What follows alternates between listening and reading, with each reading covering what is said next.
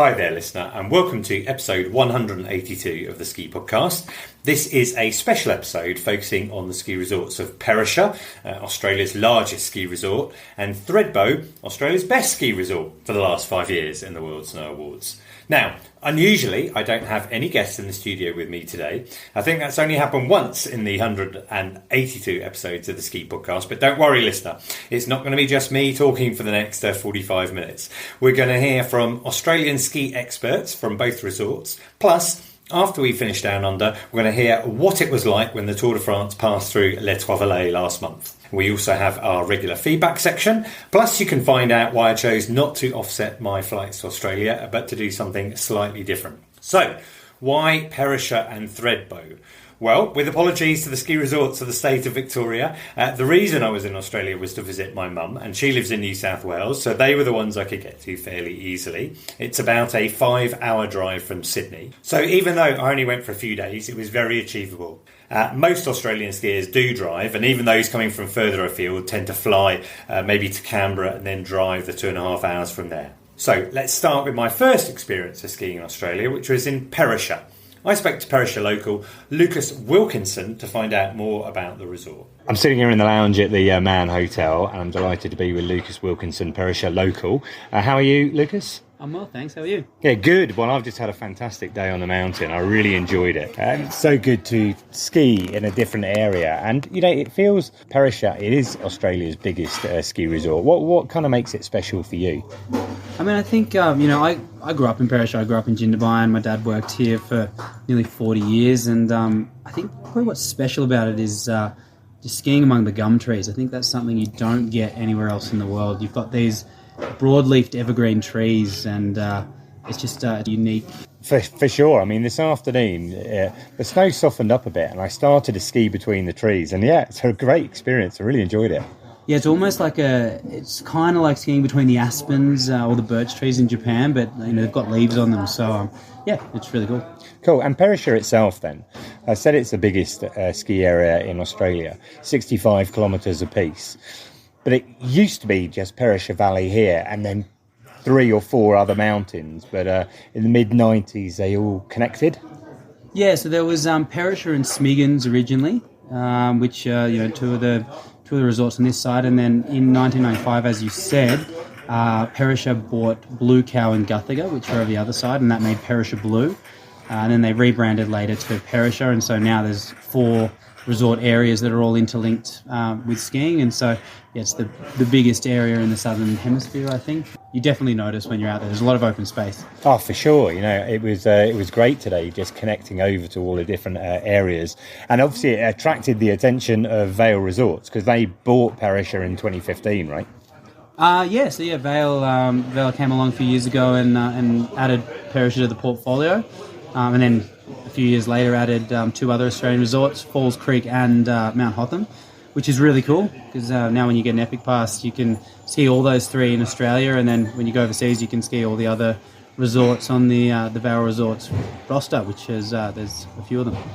Yeah, that's really interesting about the Epic Pass. I just actually want to chip in that prior to Vail Resorts buying it was owned by the Packer family, right? Who, like most people, might think of Kerry Packer and the cricket back in the day, but that's those guys are publishing family, right? So PBL owned it before Vail, so Vail bought it from the Packers, and I think the Packers were a bit of a myth and a legend around here when they did own it. They used to have a suite at the Perisher Valley Hotel, and every old Perisher staff members got a story about Kerry or James and the family. So, yeah, I think they were pretty prolific skiers, but I don't think they've been back since they sold it. Right, okay. And now it's on the Epic Pass. I've noticed as I've been skiing around, most people are Australians, but there's quite a few other languages. Definitely heard Chinese being spoken. I've been listening out for American accents. I wondered if anyone might have been taking advantage of their Epic Pass. Have you noticed an increase in international visitors? Yeah, absolutely. I mean, I've seen, in my 34 years in the resort, I've definitely noticed an increase in international visitors, and I think more so recently. Whether or not that's directly related to the Epic Pass or not, I'm not sure. I can't really quantify that, but definitely noticed that. Haven't heard too many American accents, but there's definitely a few different accents getting around. Well, certainly in your staff. I mean, one of the things that's really struck me in the last couple of days, I skied yesterday afternoon as well, is that the Perisher staff are unbelievably friendly. They're all really when you get to the top of the lift, you guys going, hope you have a good day, how's it going? There's a lot of chat like this. And I was trying to think about why. Maybe it's a bit different from Europe because you don't necessarily speak the language in the first instance. But there's a lot of nationalities going on with the staff here, right? Yeah, I think so. I mean, I think that probably goes back to the fact that there's not many options in the Southern Hemisphere to go and do a snow season. And so, a lot of internationals, instructors from Europe or from the US or wherever they're from will come over here and do the season because there are limited options. And Australia's, it's pretty well set up, especially here in New South Wales. We've got the town in Jindabyne to service it.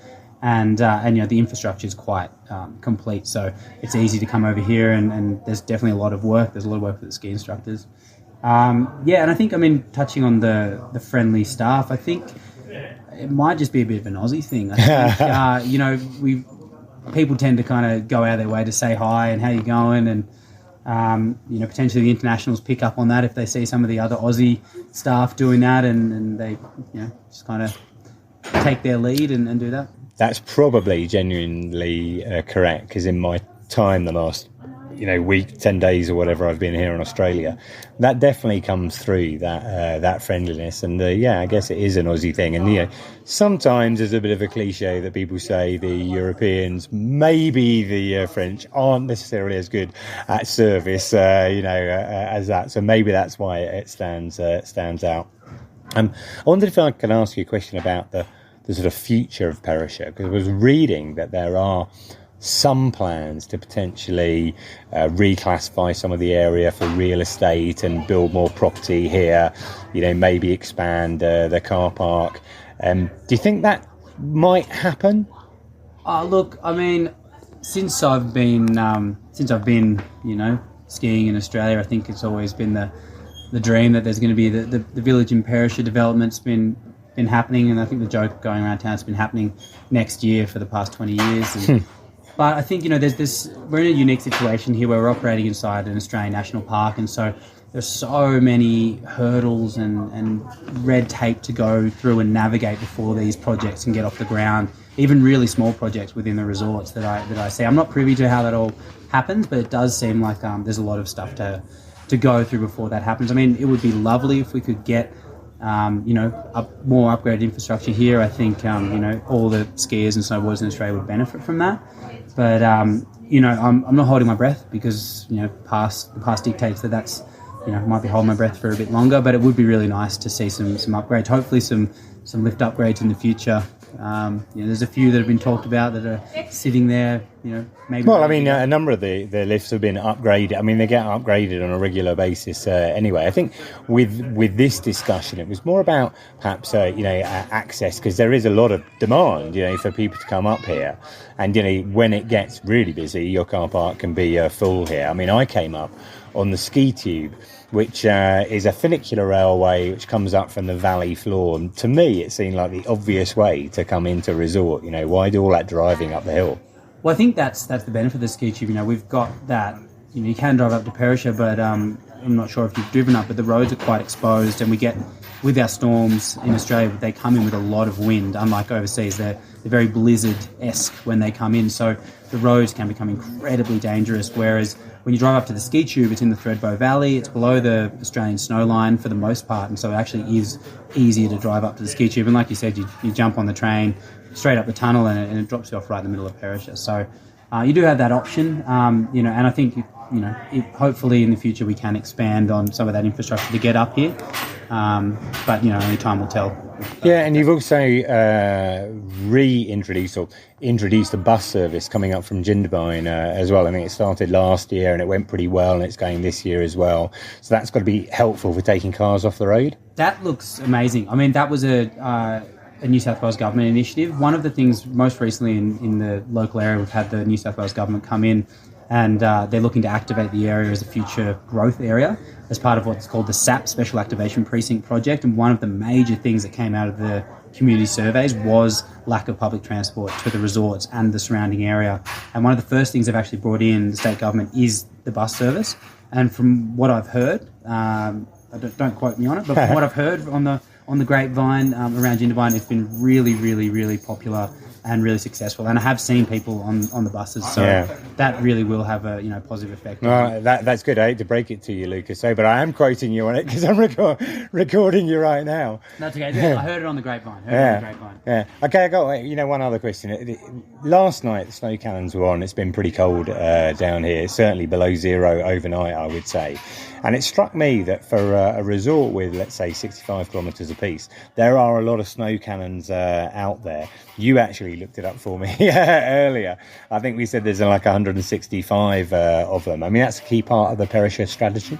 Yeah, I think, look, in Australia, I think like everywhere in the world, but probably more particularly down here in Australia, the snowfall can be fickle on those shoulder parts of the season, so the start particularly, to get things going. And so we rely heavily on, the Australian resorts rely heavily on snowmaking infrastructure to extend the length of the season, so to get snow on the ground early in May when it's usually quite cold. We like to get big swirling high pressure systems over the state, which gives us the cold temperatures to make snow. And that snowmaking infrastructure is really, really important to getting that going. And like you said, we've got, I think, 165 automated guns here, and I think they've got a stockpile of other manual ones they can get out, and the snowmaking team can set up and get on the areas that have high traffic to replenish them for the next day. It definitely felt to me, I know you've had a kind of mixed start to the season. There wasn't so much, and you've had snow come in. Just now, I'm sure you'll be having more snow. Looking at historical records, I see a lot of it comes in, during August is your peak month. And you actually ski here through to October, don't you? Yeah, so the season generally goes from the June long weekend through to the October-September long weekend, wherever that falls. So, we get a good solid 4 months out of it. And, like you said, the peak season and the best quality snow is generally in July and August. But we do have, because of, I think, maybe it's an Australian thing, but we do have an amazing spring season here. The temperatures warm up, the days get longer, and the snowpack's there. So, there's things like the piste skiing is good in the morning, and then if you're into the terrain parks are all big and all the features are in, and it's slushy and soft, and so you can kind of go nuts in spring. So it's, and you mentioned the parks. I mean, you've got a great snow park there just on the front, and I know that I was interviewing, I think it was Kirsty Muir, one of the British riders. A lot of international teams come over here to train, don't they, in the southern winter. Yeah, so we have a lot of internationals that come out to Front Valley Park, which is on the Front Valley, right in the front of Perisher. And I think it's just what I've heard from the internationals is that they love the fact that there's this amazing terrain park that's right there, super easy access, and there's a really quick lap. So there's a T-bar that services it right along the side of the terrain park, so they can ride up, look at the features they want to hit, and they just get to lap it all day long. And we do have some of the best riders in the world, come out here and use the terrain park every year, which is really exciting. It's fun to watch when you're sitting down the bottom or you're riding up the V8. You can watch some of the best in the world throw themselves off the big jumps at the bottom. Yeah, I was keeping my eye out going up on the chairlift just now. Well, I've got one more day skiing here. That is brilliant, Lucas. Thanks so much for sharing all that info. And enjoy the rest of the season all the way through to October. Will do. So that was really interesting to talk with Lucas, especially about the access to the resort. I mentioned I took the ski tube up from Brookes Flat in the Valley to Perisher. Now this really does seem like the obvious option. It costs quite an amount to take. It was about 85 Australian dollars, so maybe about £40 or something. But parking is free down there, and you don't have to pay the national park entry fee because Perisher sits within the Kosciuszko National Park boundary. And snow chains are compulsory, so if you were driving, you'd have to rent or buy them as well. But the main reason is it just saves you the drive, because Lucas mentioned there, if the weather turns bad, that road up to Perisher can get pretty clogged up with traffic, because sadly, we all know that simply having snow chains doesn't mean you know how to use them. Most non-day trippers stay in Jindabyne, or Jindy as it's known locally, the town down the valley. And that's about a 30-minute drive to Perisher, but you can stay in Perisher itself. Now, I apologise for all the background noise in my interview with Lucas. But that's because we were recording in the marvellously named The Man from Snowy River Hotel, and the staff were getting the dining room ready for dinner. And I cannot criticise them because they were so good during my stay. Seriously, it's very hard to imagine a better location to stay. The hotel was about 50 metres from the ski tube, or maybe less, and maybe 200 metres from the nearest lift. Technically, it's not ski in, ski out, but I did manage to ski back to the door, just taking my skis off once and then doing a bit of poling. Now, while I was there, I was lucky enough to speak with Jen Mooney, the general manager of the hotel. Great. Well, I'm sitting here in the Man from Snowy River Hotel in Perisher with Jen Mooney, who's the general manager. Hi, Jen. How are you? I'm very well, thank you. Always well during ski season. It's just amazing being here. For me, it's a summer. I ski in summer. I've been to Europe and skied there, but I've never skied in Australia before. And currently we're sitting looking out over the slopes in Perisher, and it's a beautiful blue sky day, and you just have an amazing view from here. I mean, that's got to be your biggest selling point, right? Look, absolutely. It's Perisher is a beautiful resort, and it is Australia's biggest resort. So we've got lots of terrain. But yeah, it's interesting because a lot of people in the world don't know that Australia actually has snow. They see us as beaches and sort of tropics and bikinis and beer drinking, and they don't realise that we actually have these beautiful mountains. I know it's true. I mean, like on Saturday, I was walking along a beach in coastal New South Wales, and by the afternoon of the next day, I was skiing in the mountains, and it does seem really weird. Yeah. But it is gorgeous here, and this hotel is iconic in Perisher itself because the resort I think started in the very late 50s, and this hotel was basically the first hotel here, right? Yes. Yeah, so I think this and the Sun Deck were both opened in 1960 in July. I think the cost of the hotel was something like £150,000. So we're in dollars now in Australia, here in the colonies, but we were with the pounds back then. Well, yeah, I mean, that gives you an idea of how long ago it was, but you can see why they picked this location. And you just have this amazing vista. We're sitting in the bar right now, next door in the dining room where I had dinner last night and breakfast this morning, watching the sun come up there. It's an absolutely huge window that looks out over the mountains, and that part of that 60s design is pretty amazing. Yeah, it's a bit. I love the dining room.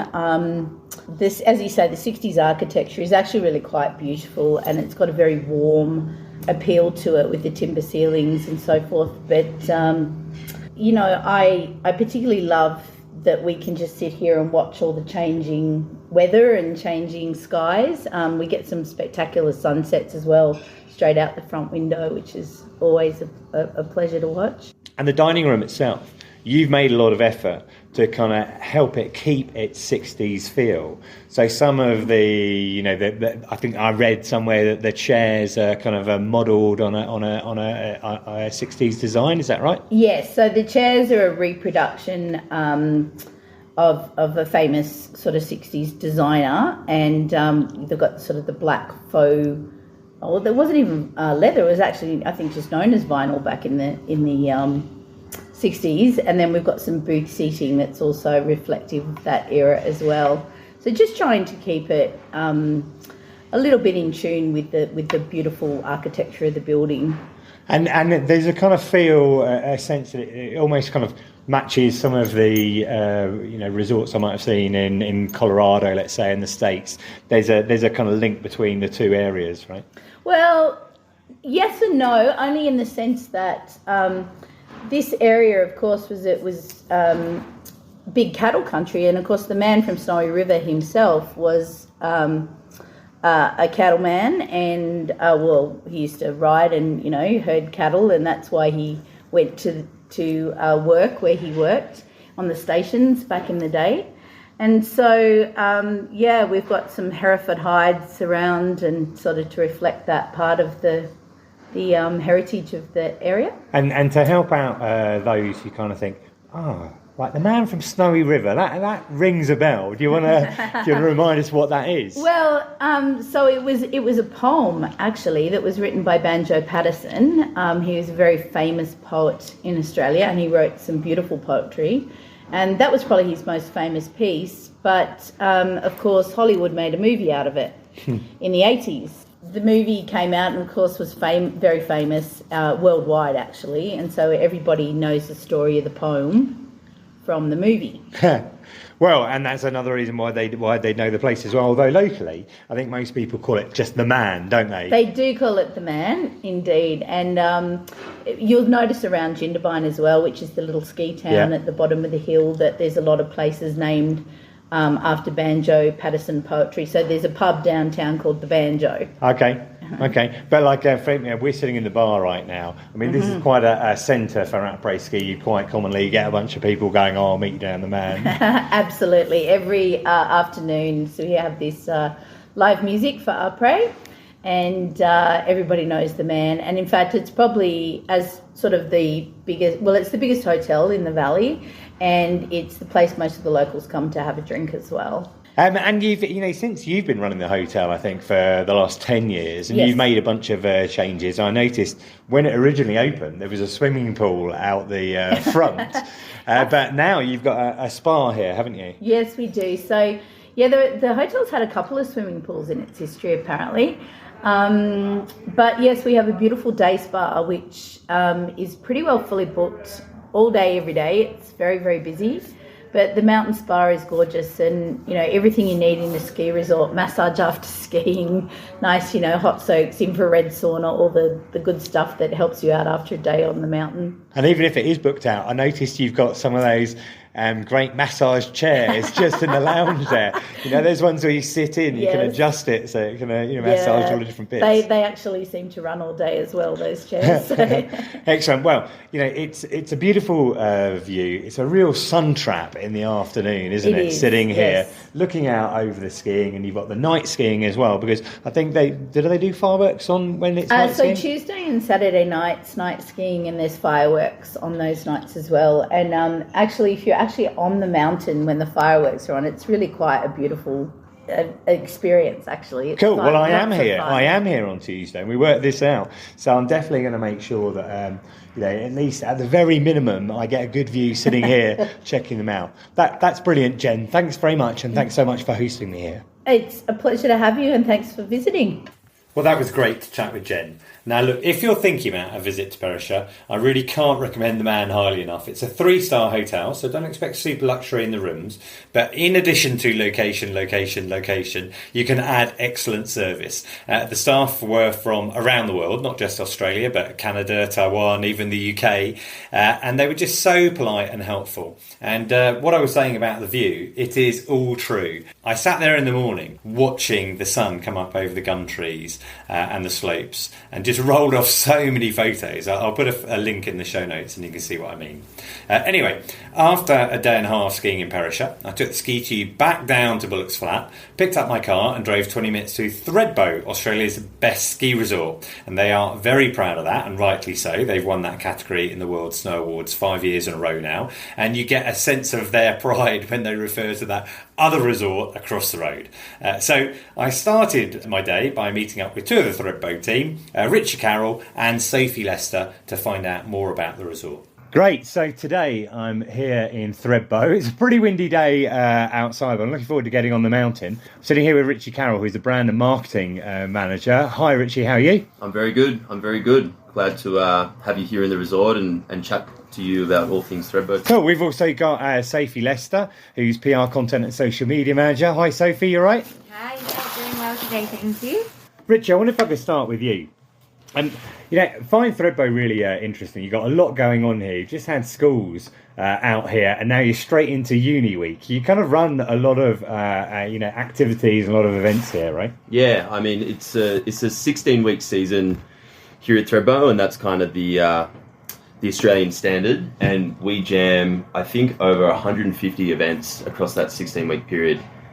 We have all types of guests that come into the resort, and like I said, we just got through the big school holiday period, and we had something going on every single day for families and kids to enjoy. And now all the uni kids are off break. So we kind of gear, depending on what is happening, especially the school holiday and uni break period, we gear events for that particular audience. And then, August is my favorite time. It's when we've got the most hero snow. It's when we're throwing our biggest events. and that's great because everyone can come down as well and enjoy it. So yeah. Keeping you busy. I bet you haven't had a day off for a while, have you? No days off. But I mean, when you work for a place like Thredbo, every day feels like not a day at work. It just feels like another day in a very magical place. So yeah. Cool, I like it.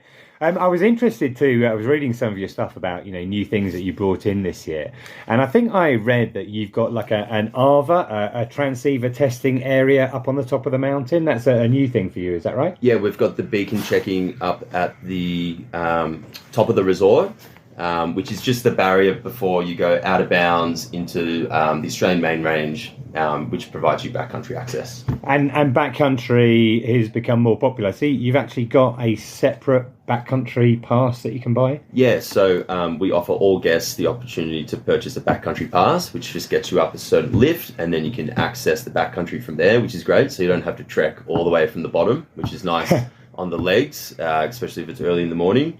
And then, yeah, it's really exciting. We've worked with North Face for 7 years now to develop an actual backcountry product where our team of very, very experienced guides who are also very passionate, know the area very well, take guests out on an incredible backcountry adventure for the day. And I mean, I've gone on a few myself, and I remember every day on that tour like it's, very crystal clear. Whereas in the resort, you don't remember the days as much. So it's a very special product, and I think it's a great opportunity for guests to experience what's out there. It's the Australian main range is one of the most beautiful places you'll ever see. So yeah, it's good. Certainly, I don't know if you know, but over in Europe, during COVID, the lifts were all closed in ski resorts. Yeah.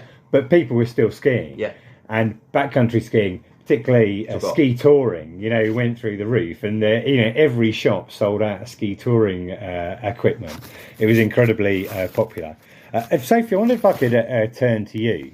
Yeah. I'm really interested in the sustainability side of things, and I noticed that Thredbo has like a gold accreditation for something called EarthCheck. Now, that's not something I've come across before, EarthCheck. I wonder if you could tell me what it is and how Thredbo's achieved that. Certainly. So EarthCheck is the industry accreditation in the tourism industry. Essentially, you can get bronze, silver and gold. For the past 7 years, Thredbo has achieved silver status, and then in the last 2 years, we've been the first Australian ski resort to get gold 2 years in a row. We have, some of their team come down to the resort and work really closely with our dedicated environment and sustainability team. We're obviously within a national park here, so, environment is a massive focus for us. Next week is actually our Environment Week, where we have a full week every single day sort of dedicated to different areas that are focuses for us, whether that's waste management or, recycling. We also, offset all of our emissions in the lift. So there's a heap going on behind the scenes every single day in the environment and sustainability space here in Thredbo. So you mentioned that in the next week is a Environment Week here, and I know that part of the offsetting you do is you let people coming to Thredbo that have the opportunity to offset the cost of their travel here. Is that right? Yes. So we partner with Green Fleet to allow people to sort of donate a few dollars in order to offset their travel to the resort. Most people are driving from Sydney, so that's a couple of hours. And they plant a tree for everyone that offsets. And then next week we'll actually be matching everyone's donations to Green Fleet to really support that initiative as well. We also do a lot of tree planting here in the resort. Everyone in the team gets involved. We do kids tree planting days. So definitely. I'm guessing you're planting snow gums then, are you? We are planting all different kinds of trees. Because one of the great things about skiing here, it's unique in the world, is the environment that you're skiing through. Yeah, just so different. Very iconic. You will never forget a powder day in the snow gums. It's beautiful. Yeah, got my fingers crossed for that for this afternoon. Yes. Got one more question for you, Ritchie. You got quite a lot of plans, coming up, not just from the skiing side of things, but other activities. I read that there's a big kind of a luge or mountain coaster that you're bringing in, hoping to open it for next year? Yeah, so we're calling it the Thredbo Alpine Coaster. And what we've found is that, we want to invest in the all-round guest experience here in Thredbo. And so the Alpine Coaster will just open up a lot of doors for us, and it just provides another incredible activity and option for guests to enjoy. And that's year round. So it's not just within our 16-week winter season. We're also an incredibly humming business down here in summer with mountain biking and hiking and all of the events and the activities that we do. So the Alpine Coaster will operate year round, which is a really, really exciting project for us. It's one of the biggest developments that we've ever done here in the resort, and we're really excited to be able to offer it to not only guests, but also, I guess, the local area as well. I can't wait to ride it. Yeah, I mean, it's a big project, right? 9 million Australian dollars, I read? 9 million. Yeah, and a couple of zip wires you're going to bring in as well? Yeah, so the zip lines are coming in the future. Yeah. So we'll just really focus on getting the Alpine Coaster up and running. The date so far is the first day opening weekend 2024, so next year. So, the team have a lot of work in front of them to get it ready, but we cannot wait to offer this brand new experience to guests next winter and then moving forward. Yeah, I mean, it's great, and it's very similar to what's happening in European resorts as well. So many resorts now diversifying beyond just skiing, because people are looking for much more than that from their holiday. Yes. Well, lots to look forward to. That's brilliant, Ritchie and Sophie. Thanks so much for your time. And I'm going to get out on the hill and test the resort myself now. Awesome. Thanks for coming, and enjoy the skiing. So after chatting with Ritchie and Sophie, I got out on the hill, and it has to be said that I didn't have the best weather for my Thredbo ski day, as it was a very high wind day. And like in other resorts all over the world, that meant some lifts couldn't open. The disappointment there was I didn't get to ski the full area, which is 52 kilometres compared to the 65 kilometres in Perisher. However, I did ski everything that was open, and I liked it. Like Perisher, you just have to get away from the base to find empty pistes, even in school holidays or uni week.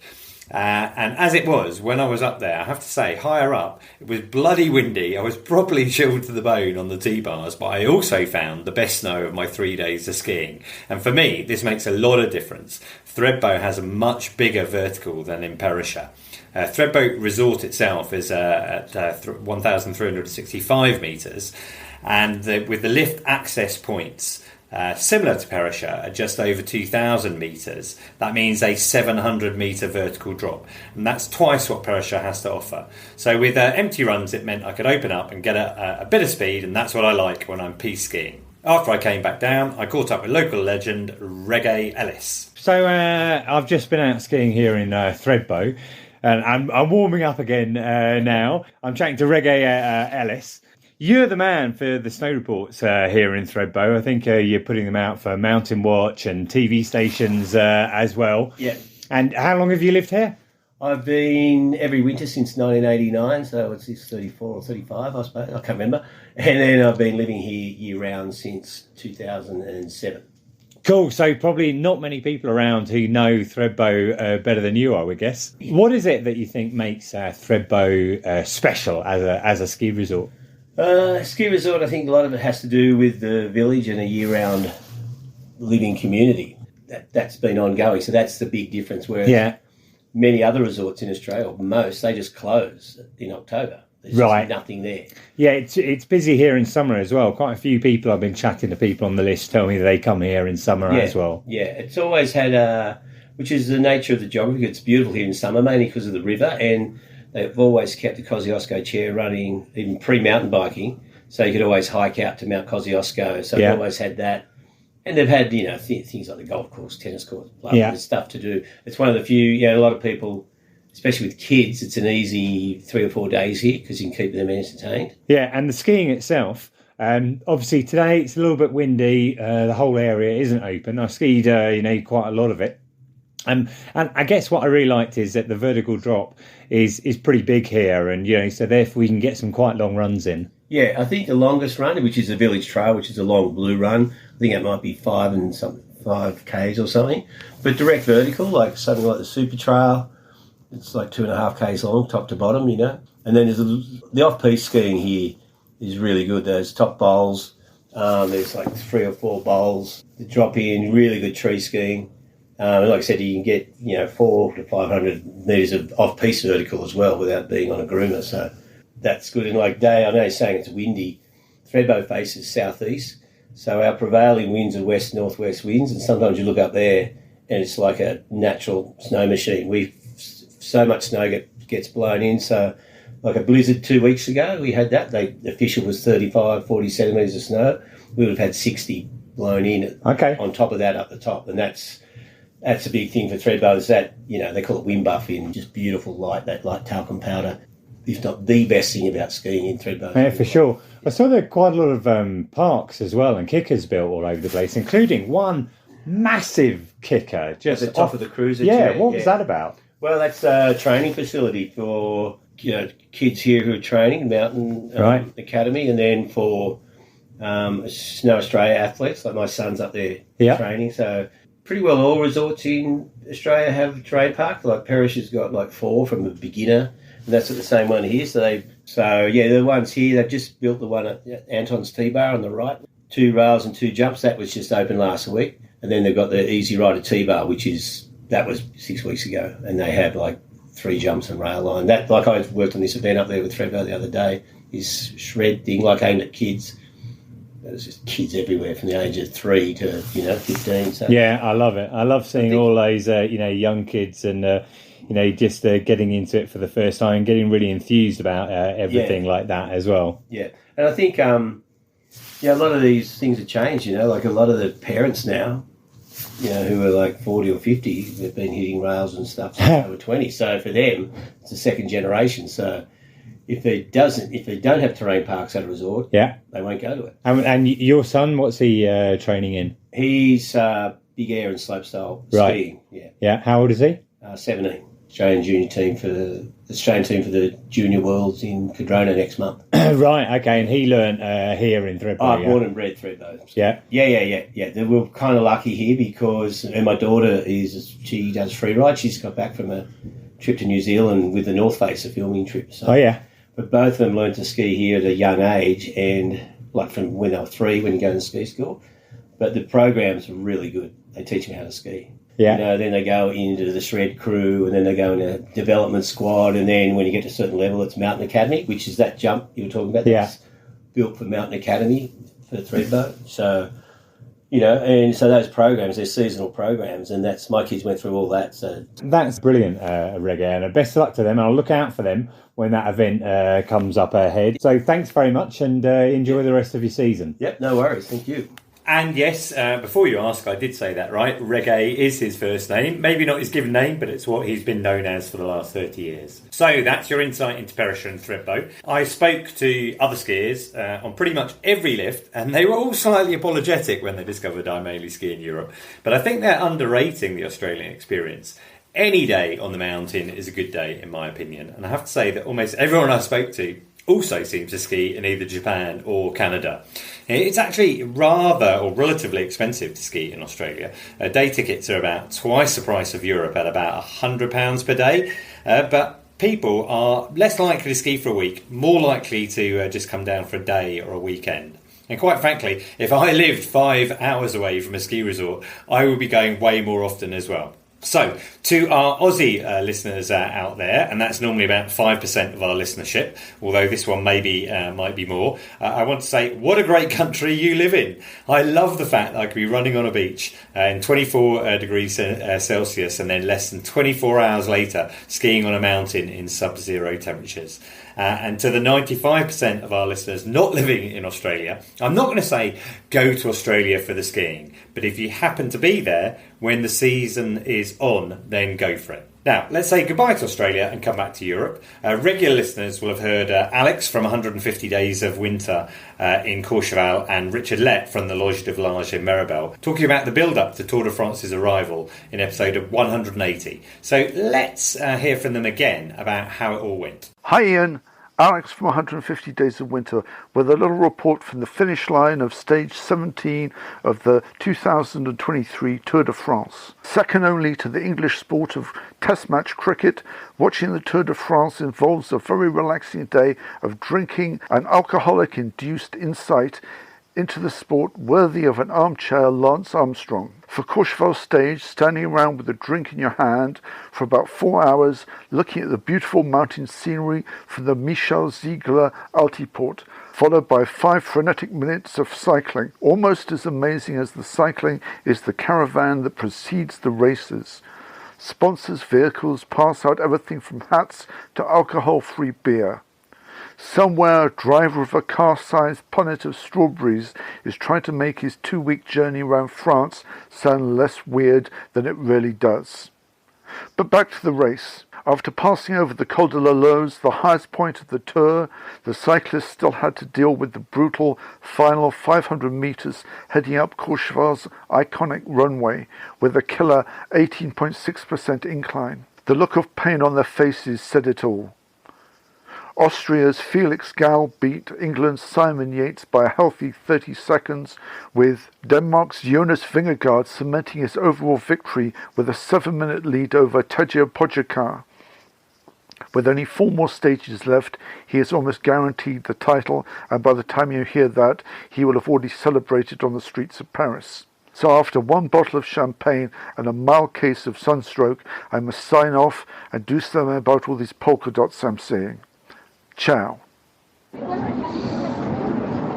So the Tour de France is just going through Meribel now. I mean, we've just had the caravan go through with all the various sponsors, and the atmosphere is absolutely electric. I mean, people have been coming here for the last week and just pulling up and in their camper vans and tents by the side of the road and perching on quite precarious drop-offs to get their spot along the side of the road. We're in Meribel Village, obviously, at our restaurant here, but it's it's a really decent crowd, and all the kids are trying to get some free stuff out of the sponsors, and it's great, really good. And we're just now waiting for the actual race to come through.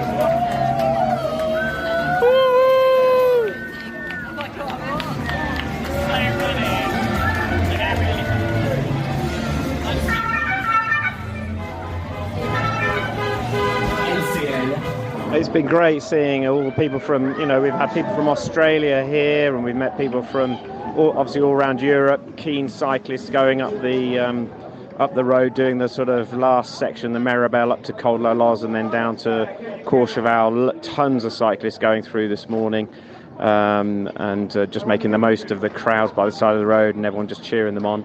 And there's been people here from the States, from Milwaukee. They're stood right next to me here, cheering like mad. And it's just such a festive, lovely atmosphere, and it's it's one of those rare events that's actually free. You just can pull up anywhere you like and watch it. Each of the resorts as well. Courchevel had a fan zone down in La Pra with a big screen, and because obviously there's a lake down there now and public toilets, like people were able to camp down there and use it as a bit of a campsite. And then tourist office of Courchevel put on plenty of entertainment down there every evening, and obviously those parties will be continuing tonight. And Meribel too have put a big screen in the centre of town. They put a big screen in the centre of town, so there's more free stuff being thrown at me. I've just been hit on the head by a packet of Haribo. So in Meribel there was a big screen as well, and there's some live music going on after the tour goes through. So it's very much a party atmosphere everywhere. And the main thing that we're looking out for is the finish that's on the actual Altiport runway, which will look absolutely splendid on camera, I'm sure. And for those that have gone over there to watch that'll be quite a spectacle. Well, thanks to Alex and Rich for those reports. It really was very impressive watching the tour come through Courchevel, go over the Col de la Loze on a very, very tough stage. Now, finally, I enjoy all feedback about the show. I always like to know what you think, ideas for features if you have them. So please contact me via social @skipodcast or email theskipodcast@gmail.com. Now, I'd like to thank everyone who's given us a review on Apple Podcasts. It does help people find the podcast, so it's much appreciated. We're up to 102 reviews now. 84 of them are 5-star, although 6 people were mean-spirited enough to give us a 1-star review, which I find quite sad. I genuinely don't think this is a bad podcast, but each to their own, I guess. Anyway, thanks to user The Cribs for their review. They said, a very interesting and fun podcast to listen to, which is always a highlight of my day when I see a new episode land. A great selection of guests from all different ski and snowboard backgrounds. It always makes me feel like I'm in the mountains when I listen. Thank you for that. Really appreciate it. Also to Pip Big Dog Seymour. You've got to love those Apple Podcast usernames, who said, Awesome podcast, very, very topics and guests. Absolutely loved the last one with the lift fanatic. And that was actually Peter Landesman in episode 182. An absolute must listen if you love all things snow sports. So thanks for that. And Eric Wilson contacted us via Facebook. He said, I just listened to your episode with Peter, so that's episode 182 again. It was a fantastic show. Thanks, Eric. And Andrew Dollery via email said, I just want to say great job on the podcast. I've listened religiously for the last couple of years. It's very well put together and keeps me going through these barren summer months. Well, thanks so much, Andrew, and I hope you've enjoyed this one coming out in August. We'll have another in a couple of weeks' time, and we'll continue that every 2 weeks or so. Well, all the way through the winter. It's what we do all through the year. And there are now 182 episodes to catch up with. 122 of those were listened to in the last week. So if you enjoyed this episode, have a look through our back catalogue. You are bound to find something up your street and of interest. Now, you can follow me at Skipedia and the podcast at The Ski Podcast. But for now, I'd like to thank Les Trois Vallées for sponsoring the show and thank my contributors today, Lucas, Jen, Ritchie, Sophie, Reggae, Alex and Rich. And finally, listener, thank you for joining us. And until next time, goodbye.